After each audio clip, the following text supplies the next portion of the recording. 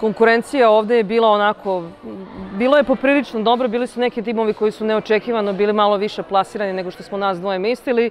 Mislim da smo oboje imali jedan vrlo težak zadatak danas pred nama i vrlo je bio težak meč, ali drago mi je da smo uspeli uprkos svim problemima koje smo imali u prethodnom periodu i danas na vatrenoj liniji, da smo uspeli uprkos svemu tome da kada ništa ne ide na našu ruku da dođemo do medalje. I dalje smo gladni uspeha i medalja. Juče sam bio 8.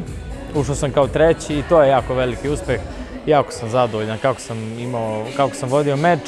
Nažalost nisam domogao medalje, ali eto, ova medalja je sve to vratila i jako sam presrećan. Zaista mi mnogo znači i eto, možda ostaje žal što nije bila repriza finala iz Pariza protiv Turaka, ali kažem, sija kao zlato.